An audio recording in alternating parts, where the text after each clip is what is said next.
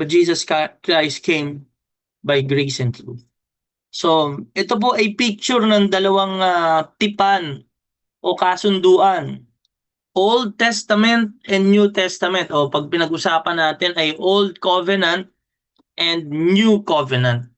Pero siyempre, napakahalaga po maintindihan natin na hindi natin inaalis yung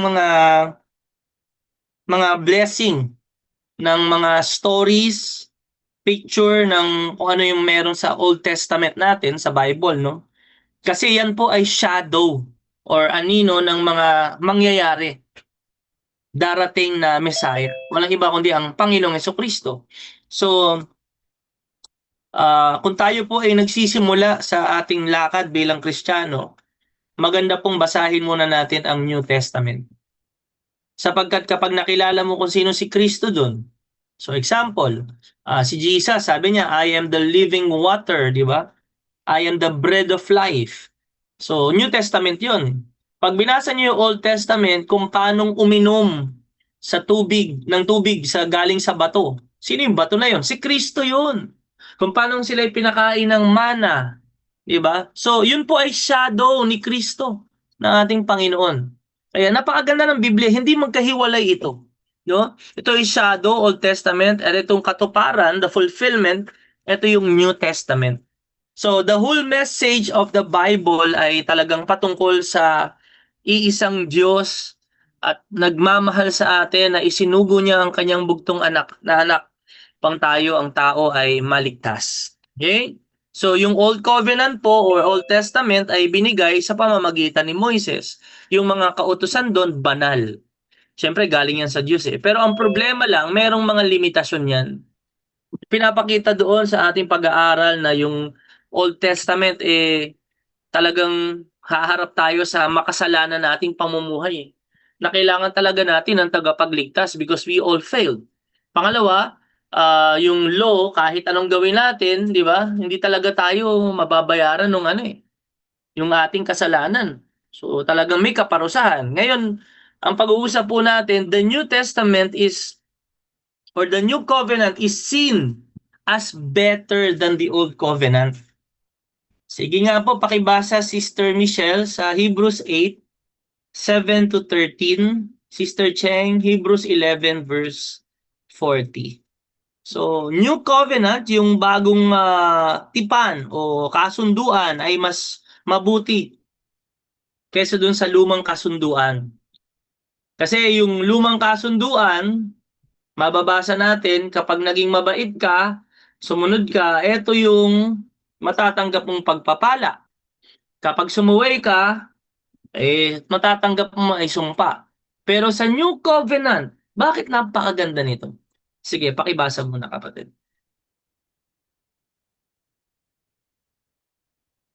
Ayan, sabi dito, verse 7, kung walang kakulangan ang unang tipan, hindi na sana nangailangan pa ng pangalawa. Verse 8, ngunit nakita ng Diyos ang pagkukulang ng kanyang bayan, kaya't sinabi niya, darating ang mga araw, sabi ng Panginoon, nagagawa ako ng bagong kasunduan sa Israel at sa Juda. Verse 9, hindi tulad ng kasunduang ginawa ko sa kanilang mga ninuno nang inilabas ko sila sa Ehipto, sapagkat hindi sila naging tapat sa pakikipagtipan sa akin, kaya't sila aking pinabayaan. 10, ganito ang gagawin kong kasunduan sa bayan ng Israel. Pagdating ng panahon, sabi ng Panginoon, itatanim ko sa kanilang pag-iisip ang aking mga utos. Isusulat ko ito sa kanilang puso. Ako ang kanilang magiging Diyos at sila ang aking magiging bayan. Verse 11, hindi na kailangan turuan ng isa't isa at sabihin kilalanin mo ang Panginoon, sapagkat ako'y makikilala nilang lahat, mula sa pinakaaba hanggang sa pinakadakila. 12, sapagkat patatawarin ko sila sa kanilang mga kasalanan at kalilimutan ko na ang kanilang mga kasamaan.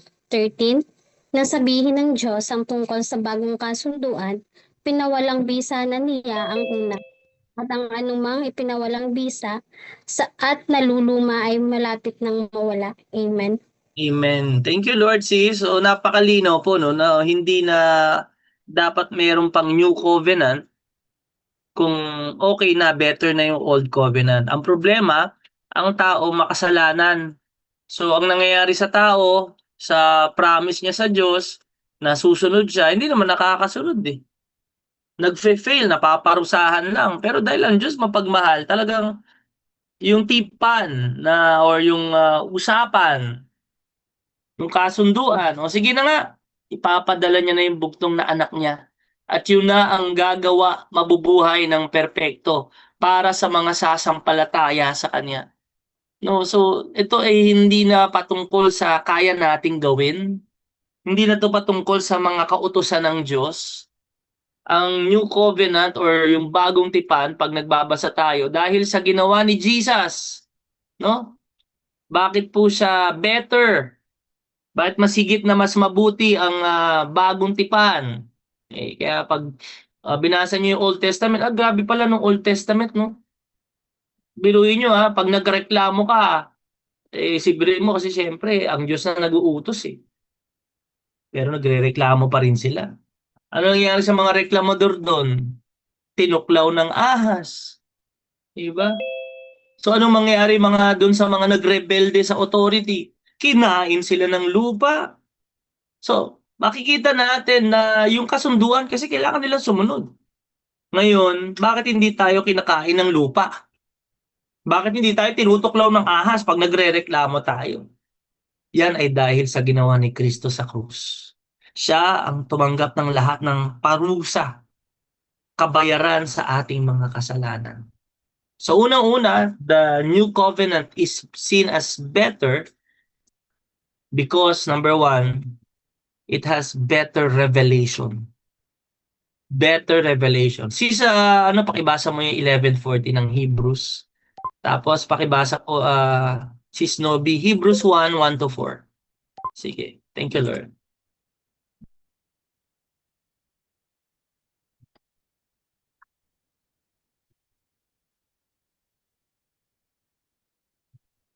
Yan. Hallelujah. No, so ito yung mas magandang plano ng ating Panginoon na sa sarili mo hindi mo talaga kayang makasunod sa kasunduan sa Diyos. Yung kautusan, talagang bagsak tayo. Kaya salamat na lang sa Lord. Ano po ang kinaganda ng new covenant o yung ginawa ni Kristo para sa atin? Sige, pakibasa Hebrews 1 to 4. Amen. Nagsalita ang Diyos sa pamagitan ng kanyang anak. Verse 1 sabi dito, nung una, nagsalita ang Diyos sa ating mga ninuno sa iba't ibang panahon at sa iba't ibang paraan sa pamamagitan ng mga propeta. Verse 2, ngunit sa mga huling araw na ito, siya'y nagsalita sa atin sa pamamagitan ng kanyang anak. Sa pamamagitan ng anak, ay nilikha ng Diyos ang sanlibutan at siya ang piniling tagapagmana ng lahat ng bagay. Verse 3, nakikita sa anak ang kaluwalhatian ng Diyos. Kung ano ang Diyos, ay gayon din ang anak. Siya ang nag-iingat sa sansinukob sa pamamagitan ng kanyang makapangyarihang salita. Pagkatapos niyang linisin tayo sa ating mga kasalanan, siya'y umupo sa kanan ng makapangyarihang doon sa langit. Amen. Yan. So una, ang ibig sabihin ng revelation, pahayag o paghahayag, pagpapakita, no? So ang new covenant po ay better because ito'y nagbibigay sa atin ng mas malinaw na paghahayag ng kalooban ng Diyos, ng salita ng Diyos, at yung pag-asa natin mas matibay dito. Kasi yung ating mediator o ang ating Panginoong Jesucristo na tagapamagitan, perpekto siya eh. Sa Old Testament, may mga tagapamagitan naman gaya ni Moises. Kaso siyempre nagkakasala, no? So unang-una, better revelation ng Panginoong Diyos. Sabi nung binasa ng kapatid natin dati, ang Diyos nagsasalita, nagpapadala siya ng mga propeta, no? So maganda naman po 'yun, yung mensahe ng mga propeta galing talaga yan sa Diyos. Pero bakit mas maganda ang New Covenant? Kasi sa Old Covenant, kung ang kalooban ng Diyos ay nahahayag kina Moises, kina sino pa rin dyan? Jeremiah, Isaiah, Hindi lang salita ng Diyos ang dumating. Dumating mismo ang anak ng Diyos. Kaya ang ganda ng John 1:14 na yun eh. Yung John 1:14, the law was given. Okay? The message was given. Binigay sa pamamagi. Kanino? Kay Moises. Pero grace and truth came. Mismo dumating yung anak ng Diyos. No? So hindi lang bastang dala-dala niya ang mensahe, dala-dala niya ang representasyon ng Diyos. Sabi dito kung sino yung anak, yun din yung ama. Siya is the perfect representative na kung paano natin makikita ang Diyos, sino ang Diyos, anong kalooban niya. Di ba pinag-usapan natin yan? Anong gusto mangyari ng Panginoon? Ano ang puso ng Ama? Makikita po yun sa anak. So kay Jesus, makikita natin yung revelation na kung sino ang Diyos. Unang-una yung kabanalan ng Diyos eh. Kaya nga si Jesus, He must live a perfect life, ang ating Lord. Na kahit na siya ay pinagtatawanan, sinaktan, binugbog, pinahirapan, di ba, hindi siya nagkasala. Ganun na lang din yung pag-ibig ng Panginoong Jesucristo.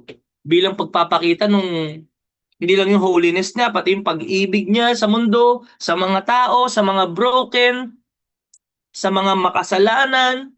Ano pa yung pinakita ni Jesus? Yung love, yung mercy, yung awa niya.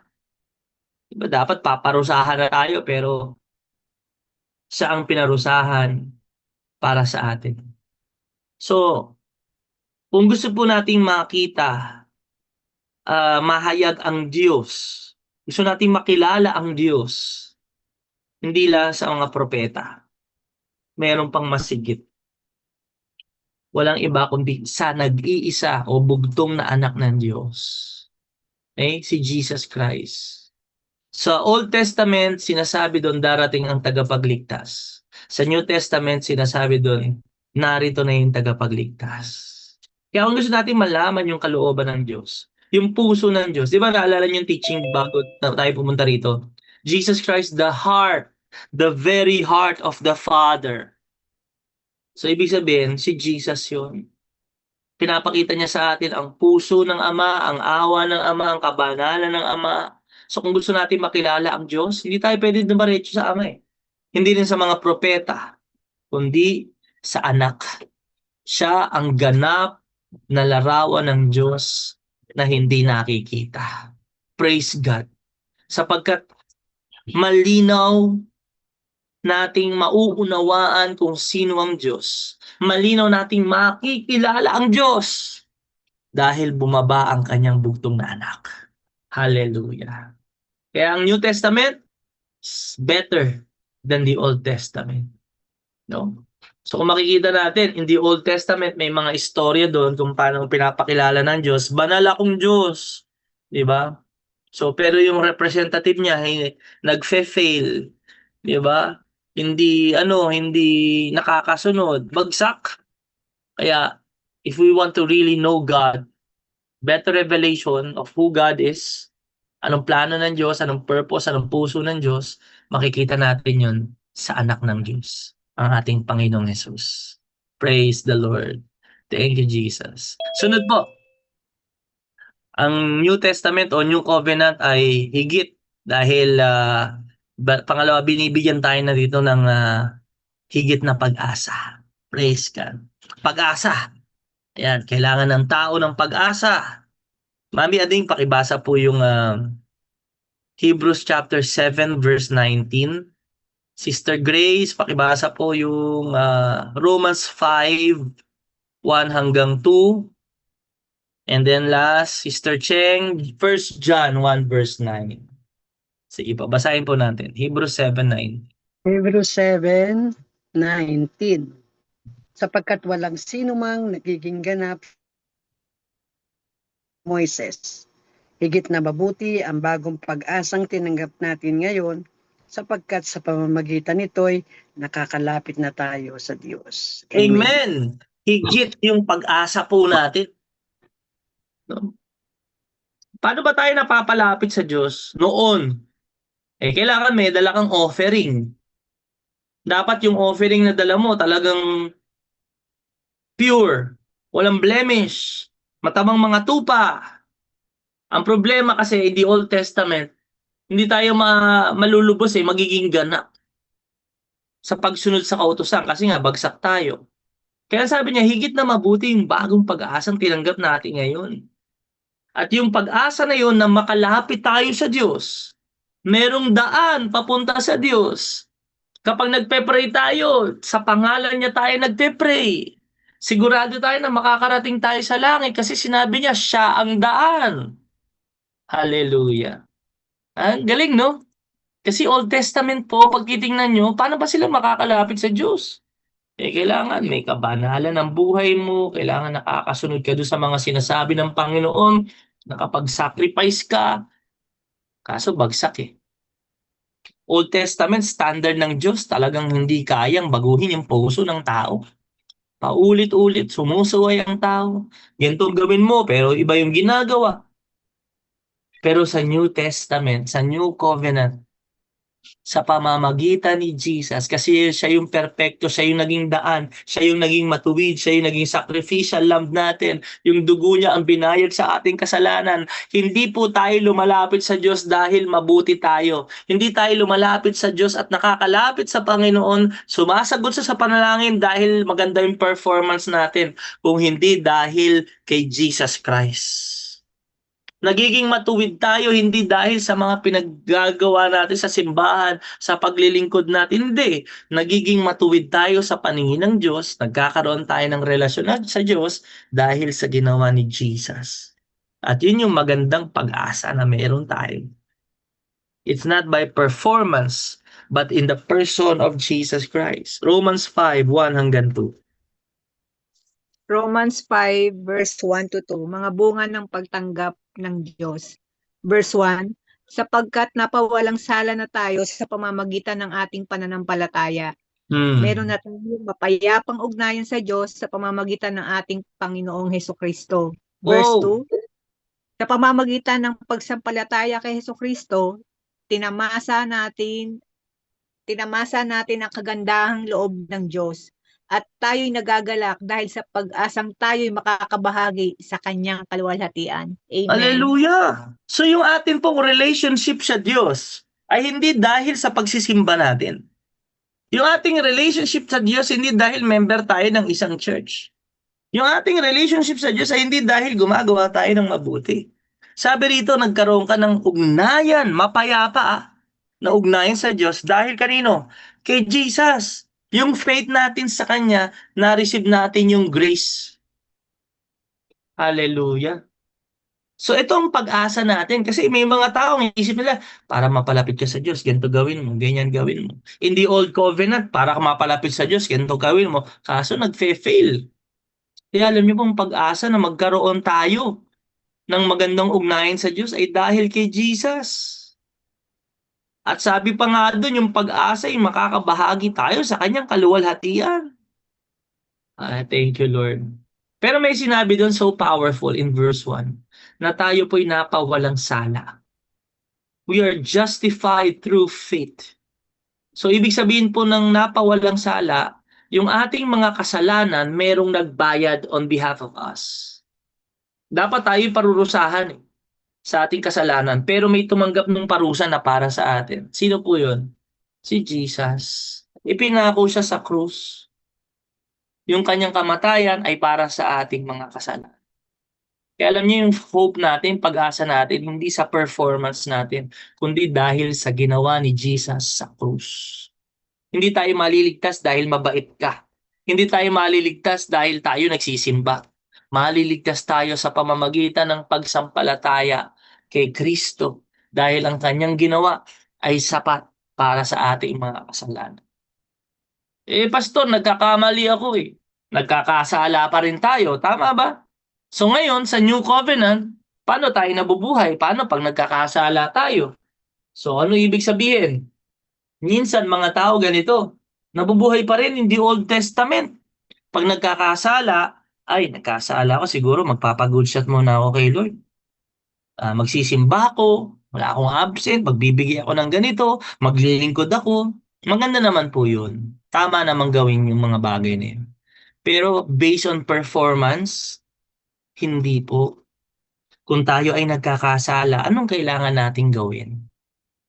Aasa ba tayo sa performance natin na magiging mas mabigat o matimbang yung mga good works natin para tayo'y patawarin? Hindi ba nung una ganun at hindi pa rin sapat yung ating good works? So paano ngayon nabubuhay ang isang Kristiyano? Sample, ikaw nagkasala ka.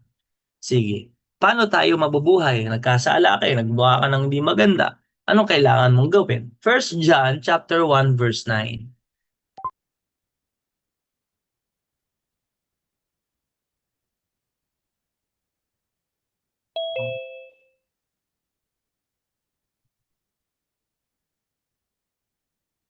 Wow.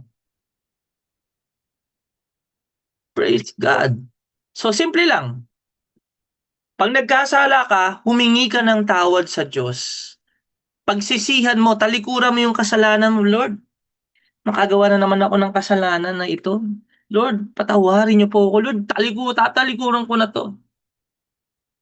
Alam mo yung paglapit natin sa Lord, dahil sa ginawa niya sa krus, dahil siya'y tapat, siya'y mabuti, is faithful and just, He will forgive us and cleanse us from all our unrighteousness. Simple lang po, bilang mga Kristiyano, nadapa ka. Humingi ka ng tawad sa pagkadapa mo, patatawarin ka ng Lord. At dahil pinatawad ka ng Diyos, receive mo yung forgiveness. Yung pagpapatawad ng Diyos, hindi dahil mabait tayo. Nadapa nga tayo. Kamali nga tayo. Yung pagpapatawag ng Diyos ay dahil sa binayad na dugo ni Kristo Jesus. At ngayon, tinanggap mo na, Lord, I receive the blood of Jesus. I receive your forgiveness. Ngayon, pagsisihan mong kasalanan mo, talikuran mo yan. At dahil pinatawad ka niya, paglingkuran mo siya. Ibigay mo ang nararapat sa kanya. Gawin mo ang mabuti. Piliin mong maging tapat. Amen? Naintindihan niyo po, hindi na base sa performance to eh. Kaya tayo nakapaglingkod, nakakapagbigay, gumagawa ng mabuti, ay hindi dahil para patawarin tayo. Tayo'y gumagawa ng mga bagay na ito dahil nung humingi tayo ng tawad sa Kanya, pinatawad tayo ng Diyos. At yun ang napakagandang pag-asa natin. Dahil ang ating pagpapatawad, ating pagpapawalang sala sa ating mga kasalanan ay hindi nakabase sa sarili nating performance. Nakabase ito saan? Sa performance ni Jesus Christ. Sa ginawa ni Jesus sa krus. Salamat sa ating Panginoon. As long as we put our faith in the Lord Jesus and receive, believe, kapatid, we are forgiven. Ngayon, pinatawad na tayo, huwag na tayo magpaulit-ulit sa ating mga kasalanan. Kaya napakaganda po ng ginawa ni Lord. Unang-una, mayroong better revelation. Mas nakikilala natin ng Diyos sa pamamagitan ni Jesus, ng anak. Pangalawa, maganda at mas mabuti ang ating pag-asang mapalapit at magkaroon ng relasyon sa Diyos. Kasi hindi na to patungkol sa ating performance, good works. Kasi bagsak lahat yun. Ito'y patungkol sa ginawa ni Jesus sa krus. Hallelujah. Pangatlo, pakibasa Sister Nobi ang Hebrews chapter 7 verse 20 hanggang 28. Ayan. Sister Michelle, pakibasa Hebrews chapter 10 verse 12. So pangatlo naman, ang New Covenant, yung ginawa ng ating Panginoon Jesucristo, hindi lang pag-asa, hindi lang pahayag. Pangatlo is priesthood, yung kanyang pagkapari. So sa Old Testament, makikita natin yung mga pare, representative sila ng tao. Kapag mabuti yung ginagawa ng pare, yung mga tupa na iaalay niya, tinatanggap ng Diyos yung alay, kino-cover yung kanilang sin para sa isang buong taon. Ang problema, yung mga paring mababait, namamatay. Ang problema, yung mga paring sumusunod, minsan hindi sumusunod. Bagsak. Kaya sa New Covenant, ang pari natin, representative natin na haharap para sa atin sa harapan ng Diyos Ama. Hindi tayo, hindi si pastor, hindi si bishop, si Jesus. Hebrews 7:20-28. Praise the Lord.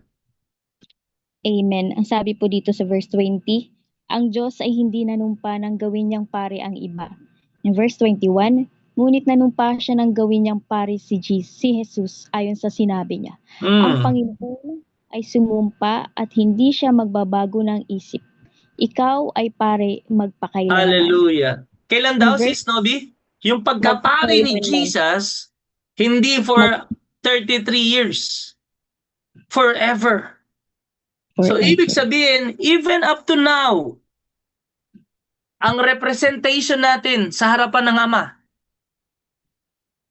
para maging katanggap-tanggap tayo, hindi tayo. Hindi yung nanay mo, hindi yung tatay mo, hindi yung pastor, hindi yung Kristiyano mong kaibigan, hindi. Si Jesus.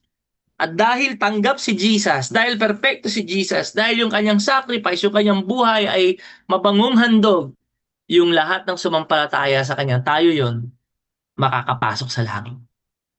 22. Verse 22, dahil sa pagkakaibang ito, si Jesus ang siyang katiyakan ng mas mabuting tipan. Yun. In verse Tuloy. 23, bukod dito, kailangan noon ng maraming pari dahil namamatay sila at hindi nakakapagpatuloy sa panungkulan. In verse 24, ngunit si Jesus ay buhay magpakailanman, kaya't walang katapusan ang kanyang pagkapari. Amen! Post tayo dyan, ha? Alam mo, kumbaga parang sa ano lang no? Kumbaga sa mga leaders ng government, example, ang bait ng mayor namin. Kung itong senator na to, talagang mabubuhay, sana siya na lang maging presidente. Kaso namamatay May mga ganun po sa Old Testament yung mga pare talagang sumusunod sa Diyos Kaso namamatay. Hindi nakakapagpatuloy sa service. Pero si Jesus, why better? Because Jesus lives forevermore. Walang katapusan ang kanyang pagkapare. Kaya anong nito? Anong implication nito sa atin? Tuloy, verse 25. Dahil dito, lubusan niyang maililigtas ang lahat ng lumalapit sa Diyos sa pamamagitan niya, sapagkat siya'y nabubuhay magpakailanman upang mamagitan para sa kanila. Ayan! Lahat ng lalapit sa Diyos ay maliligtas sa pamamagitan sa pamamagitan niya. Naalala niyo in the Old Testament, nung gusto nang lipulin ng Diyos yung mga Israelite, merong namagitan sa kanila. Sino yon? Sabi niya, "Huwag naman po, Lord. Baka marinig ng mga ibang bansa na inilabas niyo kami ng Ehipto tapos, 'di ba? Malilipol lang kami dito sa ilang." Kasi sobrang pasaway ng mga Israelite Tigas ng ulo. Sino yung namagitan sa kanila? Si Moises. Pero Jesus Christ is greater than Moses. Kasi si Moises namatay. Hindi na magiging tagapamagitan ng isang taong patay. Tandaan niyo yan, Napakalinaw po niyan. Kahit na napakabait ng mga mahal natin sa buhay. Kapag sila'y namatay, hindi sila ang tagapamagitan natin sa Diyos. Lolo, lola, ilakad mo na lang kami kay God ipag-pray mo kami, bantayan mo kami. Hindi magagawa yun. Hindi nila yun magagawa. Kasi patay na nga sila Kasi nung buhay sila, di ba? Gusto kang paluin ng tatay mo, ng nanay mo, may namamagitan nangingialam. Wag na, apo ko yan, mahal ko yan. Yung lolo mo, yung lola mo. Di ba? Pero nawala na sila. Hindi na nila magagawa yon. Pero si Jesus, maliligtas ka niya magpakailanman sapagkat siya'y magpakailanman na nabubuhay. Jesus Christ lives forevermore. Hallelujah. 26. Verse 26, sa makatuwid, si Jesus ang pinakapunong pare na kinakailangan natin. Siya'y banal, walang kasalanan ni kapintasan man. Inihiwalay sa mga makasalanan at itinaas sa kalangitan. Verse 27, hindi siya katulad ng ibang mga pinakapunong pare na kailangan pang mag-alay ng mga handog araw-araw, unay para sa sarili nilang kasalanan at pagkatapos para sa kasalanan ng mga tao. Minsan lamang naghandog si Jesus at ito'y magpakailanman, nang ihandog niya ang kanyang sarili. Verse 28, ang kautusan ay nagtalaga ng mga punong pari na may mga kahinaan, ngunit ang pangako ng Diyos na may panunumpa na dumating pagkatapos ng kautusan ay humirang sa anak na walang kapintasan magpakailanman. Amen. Amen. Praise God. May kanta tayo niyan tagapamagitan natin siya, mga kapatid. Siya ang ating tagapamagitan. In the Old Testament, yung mga pare, kailangan nilang mag-alay para sa sarili nila. Tapos para magawa nila yung para sa kasalanan ng mga Israelite. Pero alam niyo si Jesus, isang beses siya lang naghandog ng kanyang sarili. At yung kanyang handog ay pang magpakailanman. Ibig sabihin, kahit sa mga anak, sa mga apo natin sa tuhod, sila'y pwedeng maligtas. Hindi dahil sa ating pananampalataya, kung hindi dahil kay Jesus. Kaya alam nyo, napakaganda nito. Ito yung iiwan natin sa kanila, na merong tagapamagitan sa atin at sa Diyos. He is our eternal priest. Walang hanggang pagkapari, namatay sa krus, nung ikatlong araw siya'y muling nabuhay at nabubuhay magpakailanman. Hindi lang siya walang hanggan, siya rin ay perpektong na pari. Wala po siyang kasalanan. Kaya nga, ang kanyang buhay ay katanggap-tanggap. At ang sinabi doon sa binasa, yung kanyang sakripisyo, minsanan lang. Sapagkat yun ay sapat na. Pakibasa lang kapatid yung Hebrews 10 verse 12. Ayan, sabi po dito sa Hebrew 10 verse 12, ngunit si Kristo ay minsan lamang naghandog para sa mga kasalanan at pagkatapos ay umupo na sa kanan ng Diyos. Amen. Hallelujah. Minsan lang. So pag pinag-uusapan ng mediator o tagapamagitan para mapalapit tayo sa Diyos. Naalala ko nung high school ako para matanggap ka ng Diyos, umatin ka ng kumpisal, mangumpisal ka doon, sasabihin mo lahat ng kasalanan mo. May mga ganun ba ka-experience? Na kailangan pa natin ng pare, na kailangan natin isang banal na tao para mapalapit tayo sa Diyos. Yun yung naituro na kapag hindi ka dumaan sa kanila, hindi ka mapapalapit sa Diyos. Ngayon naman, nag-evolve na. Pag hindi ka naging member ng simbahang ito, hindi ka makakarating sa langit. Kapag hindi ka naging membro nito, kami lang ang maliligtas. Hindi. Sinasabi mismo ng salita, ang lahat ng sumasampalataya kay Kristo, siya ang pinakapunong pare na makapagliligtas sa kanila. Kaya kapag tayo'y nagkasala, inaamin natin yung ating kasalanan. Kailangan natin ng mga accountability partners, yes. Pero ang pagpapatawad ay hindi manggagaling sa mga tao. Ang ating mga kasalanan kapag hinayag natin, merong nagbayad sa mga parusa ng ating kasalanan. We plead in that blood of the Lord Jesus Christ. Na Lord, yung dugo mo, linisin mo ko sa aking mga kasalanan. Dahil sa iyo, Lord, magkakaroon ako ng magandang relasyon, mapayapang ugnayan sa Diyos. Hindi dahil wala tayong kasalanan o hindi dahil hindi tayo nagkakasala. Magkakasala pa rin tayo. Pero makakalapit pa rin tayo, hindi dahil mabuti tayo. Pwede pa rin tayong lumapit sa Diyos. Dahil si Kristo ay perpekto, si Kristo ay walang hanggan, si Kristo ang kanyang alay na dugo, buhay ay sapat para sa ating mga kasalanan. Kaya Panginoon, maraming salamat po, O Diyos. Dahil sa iyo, nakikilala namin ang puso ng Ama. Mas lalo naming nauunawaan ang pag-ibig ng Diyos, ang kabanalan, ang awa, maging ang hatol ng Diyos nung ikaw ay namatay sa krus. Salamat po dahil ang pag-asa namin ay hindi sa mga performance namin, Lord.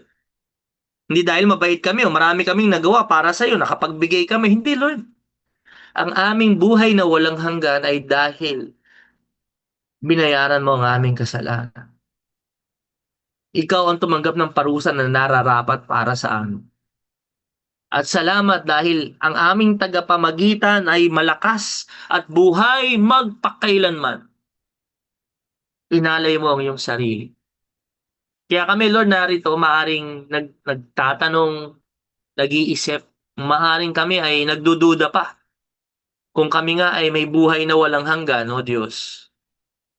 Kapatid, kung nakikinig ka at naririnig mo ang Panginoon ng kanyang salita, kung naunawaan mo na hindi ka madadala sa langit ng religion, ng good works, ng pagiging mabait mo, kung naintindihan mo na tayo'y makasalanan at si Jesus lang ang sapat na kabayaran, kapatid, pwede mong matanggap ang buhay na walang hanggan. Sumampalataya ka kay Jesus. Talikuran mo ang kasalanan mo at patatawarin ka niya. Kaya kung hindi ka pa sigurado kung sa langit ka pupunta, kapatid, ngayon na ang panahon ng iyong pagliligtas. Ngayon na ang panahon para maligtas ka. At yun ay sa pamamagitan lamang ng pagsampalataya kay Jesus. Sige kapatid, sabayan niyo po ako, manalangin tayo. Galing sa puso natin. Maging totoo ito, maniwala tayo. Sabihin niyo, nasaan man kayong lugar, sabihin niyo, Panginoong Jesus, kailangan kita sa buhay ko. Panginoon, inaamin ko po, makasalanan ako. Wala akong pwedeng gawin para iligtas ang sarili ko. Pinagsisisihan ko na po ang lahat. Binubuksan ko ang puso ko. Tinatanggap kita sa buhay ko bilang Panginoon at tagapagligtas. Naniniwala po ako na binayaran mo ang aking mga kasalanan. Ikaw ay namatay sa krus, inilibing, at nung ikatlong araw ay muli kang nabuhay at nabubuhay ka magpakailanman. Salamat po, Panginoon, sa pagpapatawad mo sa akin. At sa buhay na walang hanggan. Tinatanggap ko ito, O Diyos, sa pangalan ni